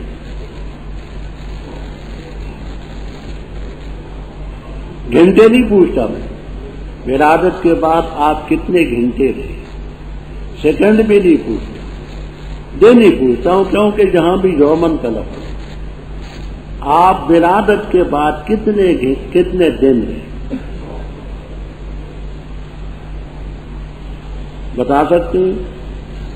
تو پھر میں آپ کو مردہ سمجھو یہ کہوں، پھر میں یہ کہوں کہ آپ کی روح کا جسم سے کوئی تعلق نہیں، اور یہ کہوں کہ آپ نہیں سنا کرتے سنتے ہوتے، یا روح کا جسم سے تعلق ہوتا تو پھر یہ ہوتا. وہ تو کوئی بڑا حساب ہی ہوگا. مولانا سیف اللہ صاحب جیسا جنہوں نے 12ویں پاس ہے انہوں نے تو حساب کر کے رکھا اور رکھا، باقی عوام نہیں جانتے. ہاں میں نے بات آپ کی سمجھ لی، آخر میں بھی تو استاد ہوں. اچھا تو اس کے ساتھ اس کا تعلق کیا ہوا کہ کتنا عرصہ ٹھہرا ایک آدمی نہیں بتا سکتا. دن کتنے رہے، مہینہ کتنے رہے. اس کا روح کے جسم سے تعلق اور سننے کے ساتھ اس کا تعلق ہی کیا ہے؟ قطعاً غیر متعلق. بات میری سمجھ آ گئی؟ اچھا، اب دوسرا قصہ اللہ کے نیک بندے کا. اور جب کہا ابراہیم علیہ السلام نے رب یا ایسے موقع پر حذف ہوتا ہے میرے رب بتا مجھے کیسے تو مردوں کو زندہ کرتا ہے. فرمایا کیا تو ایمان نہیں لایا؟ فرمایا کیوں نہیں؟ لیکن تاکہ میرا دل مطمئن. اب یہاں ایک جمہور کی تفسیر ہے، ایک ابن فورق رحمہ اللہ تعالی کی تفسیر ہے. تفسیر ابن فورق تو ہم نے خود نہیں دیکھی، ہاں اس کے حوالے تفسیر اتقان وغیرہ میں پڑھی. ان کا خلاصہ یہ ہے کہ قلبی یہ حضرت ابراہیم علیہ السلام کا ایک دوست تھا، دوست اس کا نام تھا قلبی. تو جب ابراہیم علیہ السلام نے فرمایا کہ اے رب مجھے بتا کیسے مردوں کو زندہ کرتا ہے، تو کہا تو ایمان نہیں لایا؟ کہا میں تو ایمان لایا ہوں، لیکن یہ قلبی میرا دوست جو ہے نا، قلبی نامی شخص یہ مطمئن. یہ ابن فورق رحم اللہ تعالیٰ کہتے ہیں. جمہور کہتے ہیں قلبی سے مراد یہ ہے کہ میرا دل. ایک ہے نفس احیاء الموتى، ایک اس کی کیفیت. اسی لیے فرما اولم تؤمن، کیا تو ایمان نہیں لایا؟ تو ایمان تو لائیں. کیف تحیی الموتى، کیفیت میں دے کر کے. ایک ہے نفس احیاء الموتى، اس میں تو کوئی شک نہیں. ایک اس کی کیفیت ہے، وہ کیفیت دے کر کے میں دل مطمئن کرنا. دونوں میں فرق ہے. اب ہم بے شمار چیزوں پر ایمان رکھتے ہیں، قبر کے ثواب پر بھی، قبر کے عذاب پر بھی، سب پر بھی. کیفیت ہم ہی نہیں مانتے، نفس ایمان مطلوب. تو کیفا کے لفظ ہے کہ کیسے تو مردوں کو زندہ کرتا ہے؟ پہلے ہڈیاں جڑتی ہے یا پہلے گوشت اکٹھا ہوتا ہے، اس میں ہڈیاں داخل کی جاتی ہیں، کیا کیفیت ہوتی؟ کیفیت کا سوال کر رہے. تو فرمایا کہ تو ایمان نہیں لایا؟ کہا بلا کیوں نہیں، ایمان تو ہے، لیکن کیفیت کا سوال تاکہ میرا دل مطمئن. فرمایا پکڑ 4 پرندے، ان کو مانوس کر اپنے ساتھ. یہ 4 پرندے کیا تھے؟ آپ کو انشاءاللہ جلالین تک میں ملیں گے. ایک ان میں طاؤس جانور ہے، ایک ہے مرغا، ایک ہے ان میں حمامہ کبوتر، اور ایک ان میں کوا کارغو. یہ 4 پر طاؤس، مرغا، کبوتر، کوا. یہ کہتے ہیں کہ طاؤس میں اپنی زینت پر فخر بڑا ہو. مور بڑے خوبصورت جانور، مرغے میں شاوت زیادہ ہوتی، کوے میں خساست طبع زیادہ ہوتی، اور حمامہ میں اپنی خواہش کو پورا کرنے کی جلدی زیادہ ہوتی. المسارعۃ للہوا. یہ 4 جانور تھے. ان کو تو جب لے، ان کو ذبح کر، ان کو کوٹ، قیمہ بنا. اور اعلیٰ کل جبل، ان سے یہ نہیں کہ سب دنیا کے پہاڑ، اعلیٰ من جلی کا من کل جبل، جو تیرے آس پاس پہاڑ ہیں تھوڑا تھوڑا ان پر. جمہور ہی مانا کرتے ہیں وہو الحق. یہاں مولانا آزاد مرحوم نے ٹھوکر کھائی. وہ فرماتے ہیں کہ یہ 4 پرندے جو تھے ان کو اپنے ساتھ تو مانوس کر، مانوس ہو جائیں. ایک پرندے زندہ کو ایک پہاڑ پر بٹھا دے، دوسرے کو دوسرے پہاڑ پر، تیسرے کو تیسرے پہاڑ پر، چوتھے کو چوتھے پہاڑ پر. ان کو بلا، یہ تیرے پاس آئیں گے. یہ جانور تو آتے ہیں، یہ انسان ہو کر کے کیوں نہیں آتے؟ لیکن تعویل ہے، یہ باطل ہے. کیوں؟ یہاں بات ہے کیف تحیی الموتى، احیاء موتى کی بات ہے. احیاء تو اس میں احیاء موتى کے ساتھ کیا تعلق ہے؟ یہی جمہور نے جو کہا کہ ان کو ذبح کیا، کوٹا، قیمہ بنایا اور الگ الگ رکھا، پھر ان کو بلایا خدا کی قدرت سے آگے، سمت حل اعلیٰ کل جبل منہن جزء، سمت ہو نہ بلایا ان کو، آئیں گے تیرے پاس دوڑتے ہوئے، خدا کی قدرت سے کچھ بھی نہیں۔ اب یہ چوتھا واقعہ آپ نے احیاء موتا کا، 3 واقعے انسانوں کے متعلق تھے، یہ چوتھا حیوانات کے متعلق۔ اللہ تعالیٰ کی قدرت سے کچھ بھی بعید نہیں۔ وَاعْلَمْ أَنَّ اللَّهَ عَزِيزٌ حَكِيمٌ۔ آج تو اتنا ہی ہوا ہے، کل تو اللہ تعالیٰ کے راستے میں جیسے مثال ایک دانے کی جس نے اگائے 7 خوشے، ہر خوشے میں 100 دانہ ہے، اور اللہ تعالیٰ بڑھاتا ہے جس کے لیے چاہے، اور اللہ تعالیٰ کوشش کرنے والا جاننے والا ہے۔ وہ لوگ جو خرچ کرتے اپنے مالوں کو اللہ تعالیٰ کے راستے میں، پھرنے پیچھے لگاتے اس چیز کے جو انہوں نے خرچ کی، احسان اور نہ اذیت، ان کے لیے اجر ہوگا ان کا ان کے رب کے ہاں، اور نہیں خوف ہوگا ان پر اور نہ وہ غم کرتے ہوں گے۔ قول معروف، بات بھلی، ومغفرۃ اور معاف کر دینا، بہتر ہے اس صدقے سے جس کے پیچھے لگے اذیت، اور اللہ تعالیٰ غنی ہے، حلیم تحمل کرنے والا ہے۔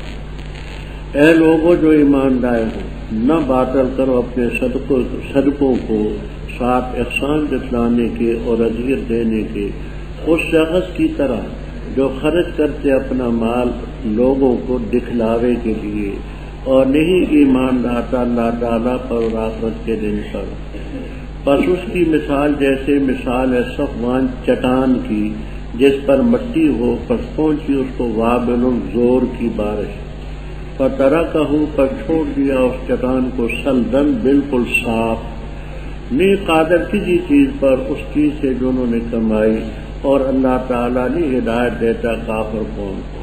اور مثال ان لوگوں کی جو خرچ کرتے اپنے مال چاہتے ہوئے اللہ تعالیٰ کی رضا اور ثابت رکھنے کے لیے اپنے نفوس کو، جیسے مثال ہے باغ کی بربت ان اونچے ٹیلے پر پہنچی اس کو وابل زور کی بارش، پس لایا وہ باغ اپنا پھل ضعفین 2 گنا، پس اگر نہ پہنچی اس کو وابل زور کی بارش، فتنن پس ہلکی پھلکی بوندا باندھی، اور اللہ تعالیٰ جو تم عمل کرتے ہو بصیر دیکھ رہا ہے۔ کیا پسند کرتا ہے تم میں کوئی شخص اس کو کہ ہو اس کے لیے باغ کھجوروں کا اور انگوروں کا، جاری ہوں ان کے نیچے نہریں، اس کے لیے اس باغ میں من کل ثمرات ہر قسم کے پھل ہیں، اور پہنچا اس کو بڑھاپا اور اس کے لیے اولاد ہو کمزور، پس پہنچا اس باغ کو بگولا جس میں آگ ہے پر جل گیا وہ باغ۔ اسی طرح بیان کرتا اللہ تعالیٰ تمہارے لیے آیات کو تاکہ تم تتفکرون، غور اور فکر کر سکو۔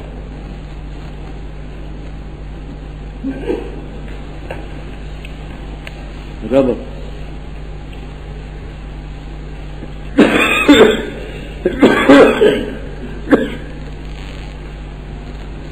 تفسیر سبق الغایات فی نسق الآیات اور بیان القرآن وغیرہ میں یہ ربط لکھا ہے۔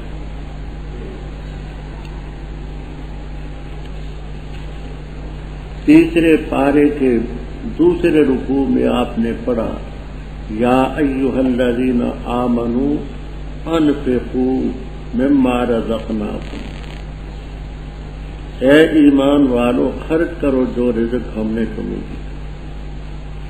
اب آگے اس خرچ کے متعلق کچھ اصول بتلاتے ہیں کہ وہ جو تم اللہ کے راستے میں خرچ کرو گے اس کی کیا شرطیں ہیں۔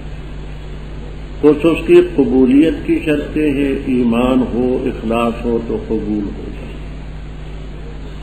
حلال اور طیب مال ہو تو قبول ہو، اور کچھ بقا کی شرطیں ہیں کہ احسان نہ جتائے، اذیت نہ دے۔ تو اس انفاق کی، قبولیت کی اور بقا کی شرطیں بیان کرتے ہیں۔ پھر یہ بیان کرتے ہیں کہ ان میں تمہیں اجر کیا ملے گا؟ تو اس انفاق کے متعلق آگے تفصیل. مثل الذین یہاں مضاف محذوف مانتے ہیں. مثل نفقات الذین، کیوں آدمیوں کی مثال نہیں ہے، مثال تو ہے ان کے خرچے کی. تو جلالین تک میں آپ کو ملے گا انشاءاللہ العزیز مثل نفقات الذین ینفقون، ان لوگوں کے خرچوں کی مثال جو خرچ کرتے اپنے مال اللہ کے راستے میں، جیسے مثال ہے دانے کی. ایک دانے نے 7 خوشے اگائے اور ہر خوشے میں 100 دانا. پہاڑی علاقوں میں ہم نے دیکھی ہے مکی، جوار. مکی کا ایک دانہ ہوتا ہے، اس کے ساتھ 7 خوشے لگتے ہیں اور ایک ایک میں 100 سے زیادہ دانہ. تو ایک دانہ اس نے بویا اور اس کے ساتھ 700. تو فی سبیل اللہ خرچ کرنے والے کا ادنا ترین درجہ ہے 700. واللہ یضاعف لمن یشاء، اللہ تعالیٰ جس کے لیے چاہے اس سے بڑھائے. عام حالات میں 10 گنا اور فی سبیل اللہ میں 700. واللہ واسع، اللہ بڑی وسعت والا ہے، بڑا فراخی والا ہے. ارے فرمایا وہ اب بقا کی شرط ہے. وہ لوگ جو خرچ کرتے اپنے مال اللہ کے راستے میں، پھر نہیں پیچھے لگاتے جو انہوں نے خرچ کیا. احسان یعنی اللہ کے راستے میں جو خرچ کیا، تو خرچ کرنے کے بعد پھر احسان نہیں جتلاتے منن کہ میں نے تجھے اتنا دیا تھا، میں نے یہ دیا تھا، یہ بھی. اور اذیت بھی نہیں پہنچاتے. قولن بھی فعلن بھی. قولن یہ کہ تم ہمارا کھا کھا کر کے ہمارا مقابلہ کرتے ہو، یا فعلن یہ کہ اس کو حقیر سمجھے، اذیت دے. یہ نہیں کرتا تو ان کو لو اجر ملے گا. یہ صدقات کی بقا کی شرطیں ہیں کہ احسان بھی نہ ہو اور اذیت بھی نہ ہو. اجر بھی ملے گا، خوف بھی نہیں ہوگا. فرمایا اچھی بات کے نہیں معاف کرنا بہتر و صدقے سے جس کے پیچھے اذیت ہے. ایک سائل نے سوال کیا، آپ نے اس کو کچھ دیا، دینے کے بعد اس کو تو ملامت کیا کہ تم ہٹے کٹے ہو، اچھے بھلے ہو، کیوں مانگتے ہو؟ تو ایسی باتیں کہنے سے بہتر یہ کہ تم نہ دو. پہلے کہہ دو بابا مانگ کر، یا یہ پہلے کہہ دو کہ بھائی تم بھی مانگنا درست نہیں ہے، آنکھیں بھی ٹھیک ہیں، ٹانگیں بھی ٹھیک ہیں، جوانی بھی ہے، صحت بھی ہے. تو بھلی بات سے اس کو ٹال دینا اور اس کو معاف کر دینا بہتر ہے اس صدقے سے کہ تھوڑا سا صدقہ دے کر کے پھر اس کو کوسنا شروع کر. اللہ تعالیٰ غنی ہے، تحمل کرنے والا. اے ایمان والو، اپنے صدقوں کو باطل نہ کرو، احسان جتا کر اذیت دے گا. اس شخص کی طرح جو اپنے مال کو خرچ کرتے ہیں لوگوں کو دکھلاوے کے لیے. جو دکھلاوا کرے گا اس کا کوئی اجر نہیں، اور اللہ تعالیٰ پر ایمان نہیں لاتا والیوم الآخر.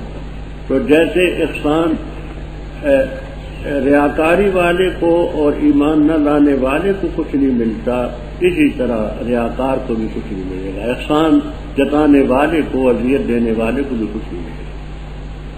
آگے ایک مثال دیتے رب تعالیٰ، اس کو سمجھنا. صفوان کے معنی ہوتے ہیں حجر املس، ایسا پتھر جو بالکل اوپر سے ہموار ہو، چٹان ہے، اس پر مٹی پڑی ہوئی ہے. اس مٹی کے اوپر کسی نے کوئی دانے وانے بیج دیے، وہ اگ پڑے. وہ مٹی خاصی ہے، اگ پڑی. اب امید تو ہے نا کہ یہ جو دانے اس نے فصل بوئی ہے وہ کوئی بھی ہو اس کا فائدہ اسے ہوگا. لیکن اوپر سے زور کی بارش برسی، اتنی زور کی بارش برسی کہ اس چٹان کے اوپر وہ جتنی مٹی تھی سب کو بہا کر گئے. اسی طرح جو تم نے صدقہ کیا ہے، یہ ایسے سمجھو کہ چٹان کے اوپر مٹی ہے، اس میں تم نے دانے بوئے ہیں، امید ہے کہ ان سے فائدہ تمہیں حاصل ہے. اب جب تم اس پر احسان جتاؤ گے، اذیت دو گے، تو یہ احسان اور اذیت کی بارش وہاں سب کو بہا کر کے لے جائے گی، وہاں کچھ بھی نہیں رہے۔ فترہ کا اسلدہ، بالکل اس کو ہموار چھوڑ دیا، قادر نہیں کسی چیز پر جو انہوں نے کمائی۔ اللہ تعالیٰ کافر قوم کو ہدایت دی۔ اور مثال ان کی، اے مثل نفقات الذین، ان لوگوں کے نفقات کی مثال جو اپنے مال خرچ کرتے اللہ کی رضا کے لیے، وتثبیتا من انفسہم، اور اپنے نفوس کو ثابت قدم رکھنے کے لیے ان کی مثال ہے۔ باغ ہے بربوۃ، ربوہ کا معنی اونچی جگہ۔ اونچی جگہ کا فائدہ یہ ہے کہ پہلے پیر کی دھوپ پڑے گی سورج، اور پچھلے پیر کا سورج بھی لگے، اور اوپر ہو جگہ تو اس میں ہوا بھی موت گویا کہ اس طرف کی بھی لگتی ہے اس طرف کی۔ فصلوں پر عالم اسباب میں سورج کا بھی اثر ہے، ہوا کا بھی اثر ہے، تو اونچے جگہ پر باغ ہے۔ اور اونچی جگہ کی وجہ میں نے عرض کی کبیر وغیرہ میں ہے کہ پہلے پیر کا سورج بھی لگتا ہے، پچھلے پیر کا بھی، ہوا شرقی بھی غربی بھی۔ نیچی جگہ ہو تو اس میں امکان ہے کہ سورج کسی موقع پر لگے، کب نہ لگے، کسی طرف کی ہوا لگے کسی کی نہ لگے، تو اونچے مقام پر ہے باغ۔ اس باغ کو پہنچی وابل، زور کی بارش، زور کی بارش آئی، اس باغ نے اپنا پھل 2 گنا دیا۔ اگر 10 من پھل نکل جائے تو 20 من اس سے نکلے، اور اگر نہیں پہنچی زور کی بارش، فتل، تل کے معنی شبنم، ہلکی پھلکی بارش، بوندا باندی، ہلکی پھلکی بارش ہو تو پھر بھی اس کو فائدہ کیوں کہ باغ کا محل وقوع بڑھا جائے۔ اب کیا مثال ہے یہ؟ تمہارے اندر ایمان اور اخلاص ہے، ایمان اور اخلاص کے ہوتے ہوئے تم اللہ کے راستے میں زیادہ مال خرچ کرو، زور کی بارش ہو، پھر مفید ہے۔ اور اگر اپنی طاقت کے مطابق تھوڑی رقم دو، ہلکی پھلکی بارش کی طرح، تو پھر بھی مفید ہے۔ یعنی وہ جو کثرت سے صدقہ دو گے وہ وابل کہلائے، اور ہلکے پھلکا صدقہ دیا تو وہ تل کہلائے۔ تو باغ چونکہ اچھے مقام پر ہے، اس لیے وہ زور کی بارش ہو تو مفید، ہلکی پھلکی ہو تو مفید۔ اسی طرح ایمان اخلاص کے ساتھ جو تم صدقہ کرو گے تم اس کا پھل ضرور دو۔ واللہ بما تعملون بصیر۔ آگے رب تعالیٰ ایک مثال کے ذریعے صدقات کے برباد کرنے کی مثال دیتی ہے۔ فرماتے کیا تم میں کوئی شخص پسند کرتا ہے کہ اس کا باغ، باغ میں کھجوریں بھی ہیں، انگور بھی ہیں، اور باغ ایسا ہے کہ نہریں اس کے اندر چل رہی ہیں، اور کھجوروں اور انگوروں کے علاوہ لہو فیہا من کل ثمرات، ہر قسم کے پھل۔ کھجوروں اور انگوروں کا ذکر قرآن پاک میں اس لیے بار بار آتا ہے کہ کھجوریں بھی دیر تک رہ سکتی ہیں، انگور بھی۔ کھجوریں تو خشک کرنے کے بعد دیر تک رہتی ہیں، انگور کو خشک کرنے کے بعد کشمش زبیب بنتا ہے، سال ہاں سال تک پڑا رہتا ہے۔ باقی جو پھل ہے وہ موسمی ہے، موسم کے ساتھ ہیں، پھر وہ بھی رہ سکتے۔ تو اس لیے بار بار کھجوروں انگوروں کا ذکر کیا کہ وہ دیر تک رہنے والی چیزیں، اور اس کے لیے ہر قسم کے پھل۔ اور یہ جو شخص ہے باغ کا مالک، اصابہ الکبر، وہ اس کو بڑھاپا پہنچے، بوڑھا ہے، اور اولاد اس کی ذریت ہے ضعفاء، چھوٹے چھوٹے بچے کھانے والے، باغ کے علاوہ اس کے پاس کچھ بھی نہیں۔ اس باغ میں ہر قسم کے پھل ہیں، یہ بوڑھا ہے، پس پہنچا اس باغ کو اعصار جس میں آگ ہے، اعصار اس ہوا کو کہتے ہیں جو ستون کی طرح زمین سے لپٹ کر کے اوپر کو چلتی ہے، اس ہوا کو عربی میں اعصار کہتے ہیں، بگولا، اردو میں بگولا کہتے ہیں۔ آپ اپنی بولی میں کیا کہیں گے؟ ہاں، وہ مولانا نے کہہ دیا بعد رونا. یہ لپٹی ہوئی ہوا جو بڑی تیزی سے اوپر کو چلتی ہے اس کو کہتے ہیں، اور اس میں آگ بھی. فاحترقت باب افتعال لازمی بھی آتا ہے، متعدی بھی آتا ہے. لازمی ہو تو ضمیر راجے بسوئے باغ، مانا یہ ہوں گے کہ فاحترقت وہ باغ جل گیا. اور اگر یہ متعدی ہو تو ضمیر راجے بسوئے نار، تو مانا یہ ہوں گے کہ آگ ہے، فاحترقت ہاں اس آگ نے باغ کو جلا دیا. تو باب افعال دونوں طریقوں سے آتا ہے. اسی طرح اللہ تعالیٰ بیان کرتے ہیں تمہارے لیے آیات تاکہ تم فکر کرو. اب بات سمجھنا، جو صدقہ خیرات تم نے کیا، وہ صدقہ خیرات ایک باغ کی مانند ہے. کپڑے دو، نقد پیسے دو، جنس دو، کچا دو، پکا دو، یہ تمہارے فائدے کی. اب تم مر گئے تو جیسے آدمی بوڑھا ہوتا ہے، بوڑھا ہونے کے بعد کما تو نہیں سکتا، اور آدمی جب مر جاتا ہے تو انقطع عنہ عمل، پھر عمل تو منقطع ہو گیا. ضرورت ہے تمہیں نیکیوں کی. جیسے آدمی بوڑھا ہو، بچے چھوٹے ہوں تو ضرورت ہوتی ہے مال کی، تمہیں نیکیوں کی ضرورت ہے. لیکن ان نیکیوں پر بگولا آیا من کا اور عزا کا. احسان جتانے کا بگولا آیا، اذیت کا بگولا آیا، اور اس نے سب کو برباد کر دیا. نہ تم کما سکتے ہو اور نہ اب تمہیں وہ مل سکتا ہے. اے لوگوں جو ایماندار، خرچ کرو پاکیزہ ان چیزوں سے جو تم نے کمائی ہے، اور اس چیز سے جو ہم نے نکالی تمہارے لیے زمین سے، اور نہ قصد کرو ردی کا اس سے کہ تم اس کو خرچ کرتے ہو، اور نہیں تم اس ردی کو لیتے مگر یہ کہ تم تغمض کیے، چشم پوشی کرو اس میں. اور جان لو کہ بے شک اللہ تعالیٰ غنی ہے، حمید، قابل تعریف. شیطان ڈراتا ہے تمہیں فقر سے اور حکم کرتا ہے تمہیں بے حیائی کا، اور اللہ تعالیٰ وعدہ کرتا ہے تم سے مغفرت کا اپنی طرف سے اور فضل کا. اور اللہ تعالیٰ کوشش کرنے والا، جاننے والا ہے. دیتا ہے حکمت جس کو چاہے، اور جس کو دی گئی حکمت پر تاکید سے دیا گیا وہ خیر کثیر. اور نہیں نصیحت حاصل کرتے مگر اولو الالباب عقل مند. اور جو بھی تم خرچ کرو گے، کوئی خرچ کرنا یا نظر مانو گے، من نظر کوئی نظر، بس بے شک اللہ تعالیٰ اس کو جانتا ہے. اور نہیں ظالموں کے لیے من انصار کوئی مددگار. اگر ظاہر کرو گے تم صدقات کو، بس اچھی چیز ہے وہ، اور اگر مخفی رکھو گے اور دو گے فقراء کو، بس وہ بہت ہی بہتر ہے تمہارے لیے.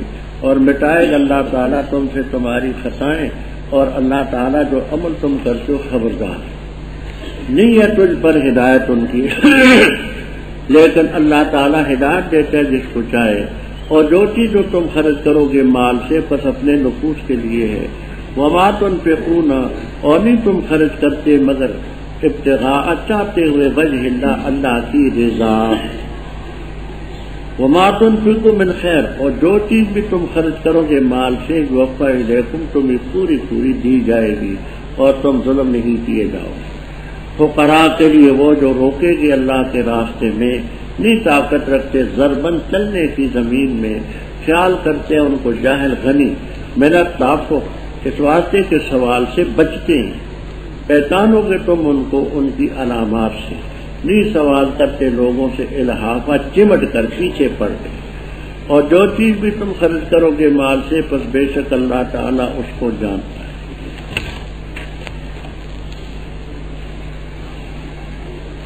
ایمان کے بغیر تو صدقہ قبول نہیں ہوتا، کوئی نیکی بھی قبول نہیں ہوتی.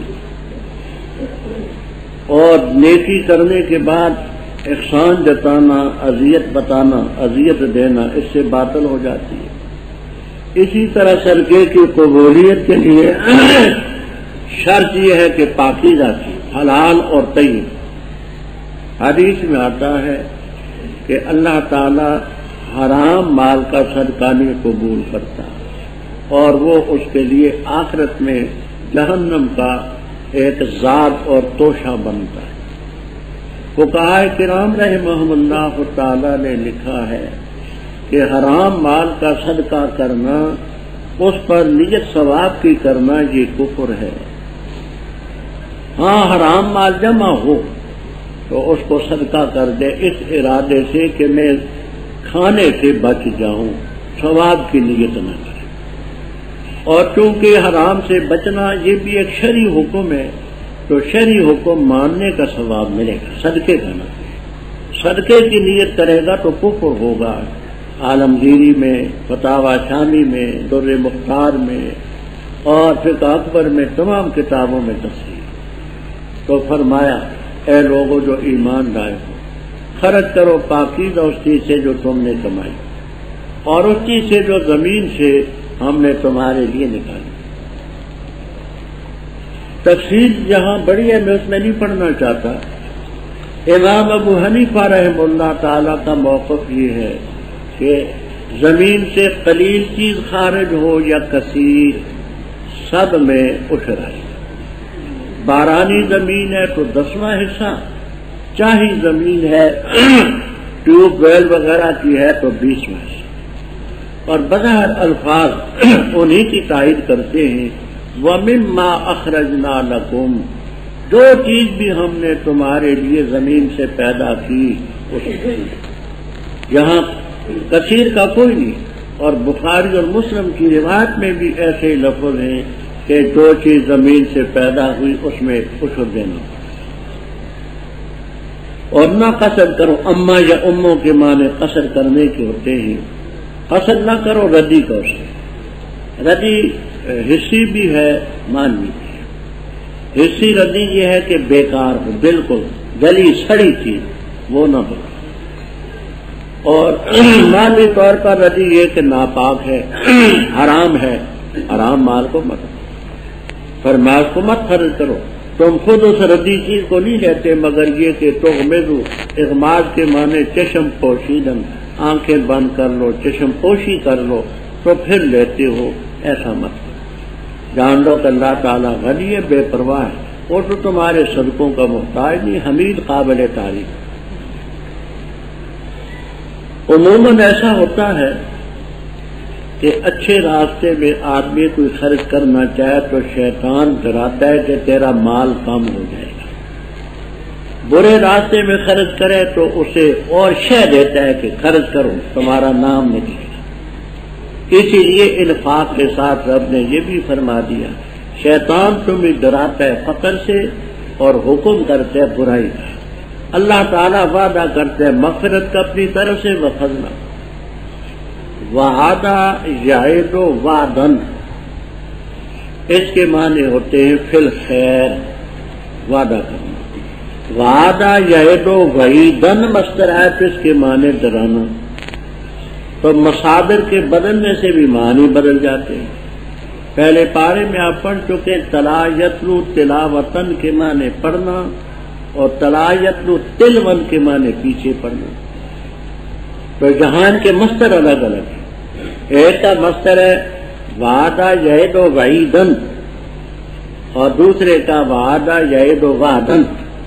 تو وعید مصدر آیا تو اس کے معنی ڈرانے کی۔ اللہ تعالیٰ کو شاش کرنے والا، جاننے والا ہے، دیتا ہے حکمت جس کو چاہے۔ حکمت کے معنی سیوطی رحم اللہ تعالیٰ وغیرہ یہ کرتے ہیں، العلم النافع المؤدی الی العمل، العلم النافع المؤدی الی العمل، وہ نافع علم ہو جو عمل تک پہنچائے، عمل بھی انسان ہے۔ فرمایا اور جس کو حکمت دی گئی فقد اوتی خیرا کثیرا، اور نصیحت نہیں حاصل کرتے مگر عقل مند۔ آگے رب تعالیٰ فرماتے ہیں کہ جو بھی تم خرچ کرو گے صدقے کی شکل میں یا نظر کی شکل میں تو اللہ تعالیٰ جانتا ہے، اس سے کوئی شے مت۔ نظر کا مسئلہ بھی یہاں تھوڑا سا میں عرض کرتا ہوں۔ شریعت نظر کو پسند نہیں کرتی۔ بخاری کی روایت میں آتا ہے کہ لا یات نظر ابن آدم بشیء وَإِنَّمَا يُسْتَخْرَجُ بِهِ مَالٌ مِّنَ الْبَخِيلِ او کما قال صلی اللہ علیہ وسلم، نظر سے کچھ نہیں بنتا، اتنا فائدہ ہوتا ہے کہ بخیل سے غریبوں کے لیے کچھ مال نکلا۔ نظر کو شریعت پسند نہیں کرتی۔ نظر یہ ہے کہ اگر میرے بیمار کو شفا ہو جائے تو میں ایک دیگ دوں گا، بکرا دوں گا اللہ کی رضا کے لیے، تو اچھا نہیں۔ ایک تو اس لیے کہ جاہل یہ سمجھے گا نظر نے میرا کام بنا دیا، دوسرا یہ کہ یہاں سودا بازی کرتے ہیں کہ اے رب تو بیمار کو تندرست کر دے، میں دیکھ دوں گا۔ تو بندے کو رب کے ساتھ سودا بازی کا کیا مانا؟ یہ تو بندہ ہے، وہ دے دے نہ دے تو کرتا رہنا۔ لیکن اگر کسی نے اللہ کی رضا کے لیے، اللہ کے لیے نظر مانی، کام اس کا ہو گیا تو اس پر اس کا ایفا واجب کا پورا کرنا دوں۔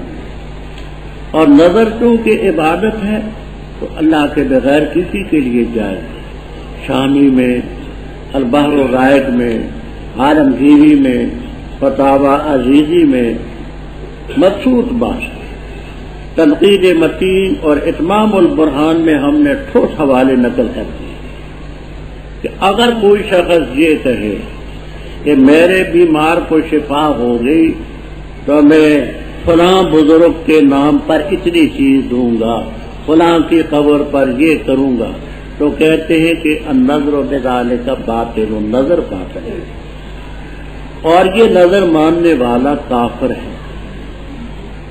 اس لیے کر کے کہ النظر عبادت، نظر عبادت اور غیر اللہ کی عبادت جائز نہیں۔ اور کفر اس لیے کہ وہ یہ خیال کرتے ہیں کہ اس بزرگ نے میرے کام میں کچھ دخل دیا ہے، اور یہ خیال کرنا کہ ان المیت یتصرف فی الامور واعتقاد بذالک کفر، یہ خالص کفر ہے۔ تو غیر اللہ کی نظر ماننی کفر، حرام ہے، جائز نہیں۔ باقی نظر اللہ کی رضا کے لیے ہے، کام بن جائے تو اس کا ایفا ضروری۔ اور نظر کے مستحق وہی ہیں جو زکوٰۃ کے مصرف ہیں، وہ اپنے مقام پر پاس آئے گی۔ فرمایا ان تبدوا الصدقات، اگر صدقات کو ظاہر طور پر دو، فنعم ہے، ماں جو ہے یہ شے سے کنایہ ہے، فنعم شیء ابداؤھا، یہاں مضاف موجود، فنعم شیء ابداؤھا، اچھا ہے یہ کام کہ ان سڑکوں کو ظاہر کرو، اور مخفی طور پر دو، فقیروں کو دو، وہ بہت ہے۔ اگر کسی شخص کی نیت میں فطور نہیں، صدقہ دیتا ہے کھلے طور پر اللہ کی رضا کے لیے، زکوٰۃ دیتا ہے تو کوئی حرج نہیں، کیونکہ اس کا مقصد اللہ کی بندگی، جیسے نماز کھلے طور پر ہوتی ہے، حج کھلے طور پر ہے، اور کام ہے۔ لیکن مخفی طریقے پر دینا بہت ہے، اس میں کئی فوائد ہیں۔ ایک فائدہ تو یہ ہوگا کہ مخفی طریقے سے دینا جو ہے ریاکاری سے دور ہے، ریاکاری نہ ہو۔ ایک فائدہ یہ ہوگا کہ لینے والا شرمائے گا نہیں۔ آپ دیکھیے یہ مجلس ہے، ایک شخص غریب سے غریب ہے، مصرف بھی ہے زکوٰۃ کا، اور ایک آدمی سے کہتے ہیں لو جی آپ یہ زکوٰۃ لے لیں، تو مجلس میں اس کا ضمیر نہیں گوارا کرے، ہے مصرف لیکن شرم کرتا، تنہائی بھی دے دو تو لے لیں۔ تو ایک تو یہ ہے کہ لینے والا بھی نہیں شرمائے گا، اور یہ کام ریاکاری سے بھی دور ہے۔ پھر یہ ہے کہ جب تم مجلس میں دو گی تو مجلس میں نیک بھی ہوں گے، بد بھی ہوں گے۔ آپ نے 1000 روپیہ زکوٰۃ کر دیا کہ یہ میں 1000 روپیہ زکوٰۃ کر دوں، تو جو ڈاکو درس سنتے ہیں وہ کہیں گے بھائی اس نے 1000 جو دیا ہے زکوٰۃ کا، تو 39,000 روپے تو اس کے گھر میں ہے نا، تو وہ رات کو جہاں جا پڑے گا اس میں۔ تو کئی اس میں فوائد ہیں مخفی طریقے پر دینے، اور اللہ تعالیٰ تمہاری خطائیں معاف کرے گا، واللہ بما تعملون رب۔ اوپر صدقہ دینے کا حکم ہے، نفلی صدقہ کافروں کو بھی دیا جا سکتا ہے، جو غیر محارب ہوں، مسلمانوں سے لڑنے والے نہ ہوں، غیر محارب کافر ہو، نفلی صدقہ ہو۔ آپ پہلے کافروں کو نفلی صدقہ دیتے تھے، پھر آپ نے روک لیا اس خیال سے کہ یہ مسلمان ہوں گے تو تب دیں گے۔ تو آپ کا مقصد یہ تھا کہ ان کو ہدایت ہو جائے، یہ مسلمان ہوں تو پھر اللہ تعالیٰ نے فرمایا لیسا علیکا ہداہم، تیرے ذمہ ان کی ہدایت نہیں ہے، ولکن اللہ یہدی من یشاء، اللہ تعالیٰ جس کو چاہتے ہیں ہدایت دیتے ہیں۔ ہدایت دینا خدا کا ہے۔ جو بھی تم مال خرچ کرو گے تو اپنے نفوس کے لیے، اور نہیں تم خرچ کرتے مگر اللہ کی رضا حاصل کرنے کے لیے، یعنی تمہارا مقصد اللہ کی رضا حاصل کرنا۔ جو بھی تم خرچ کرو گے اس کا پورا پورا بدلہ تمہیں دیا جائے گا، وَأَنْتُمْ لَا تُظْلَمُونَ۔ اب آگے مصارف میں سے ایک مصرف بیان کرنا ہے، باقی آگے آئیں گے انشاءاللہ 10ویں پارے۔ کہتے ہیں کہ یہ خبر ہے، مبتدا اس کا محذوف ہے، الصدقات للفقراء، یہ آپ کو انشاءاللہ جلالین تک میں ملے گا۔ صدقات کن کے لیے؟ فقراء کے لیے، وہ محتاج ہیں جو اللہ کے راستے میں روکیں گے، نہیں طاقت رکھتے چلنے پھرنے کی ضرورت۔ اللہ تعالیٰ کے راستے کے مصداق ایک تو مجاہدین اسلام ہے، اللہ کے راستے میں کفار سے جہاد کرتے ہیں۔ ظاہر بات ہے کہ وہ اپنا مورچہ سنبھالیں گے، وہ اپنے گویا کہ کفار کا مقابلہ کریں گے یا کمائیں گے۔ دوسرا مصداق ہے طلب علم، آپ جو دور دراز سے آئے تو آپ بھی فی سبیل اللہ کا مصداق۔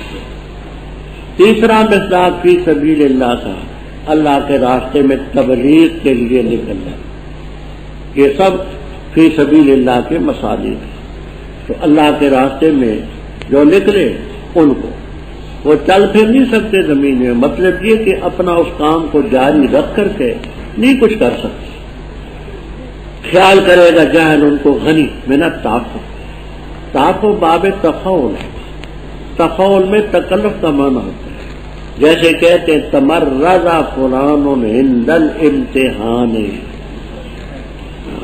تو تمرد کے معنی مریض تو تھا نہیں لیکن بن گیا، تکلف کے معنی اس میں ہوتے ہیں۔ تو مطلب یہ کہ وہ سوال سے بتکلف گریز کرتے ہیں، بچتے ہیں، مانگتے ہیں، اور ان کے چہروں سے تم پہچانو گے، مثلا چہرے ان کے بیچاروں کے خستہ حال ہیں، کپڑے پھٹے پرانے ہیں، وضاقتہ سے تم ان کو پہچان لو گے بسیما۔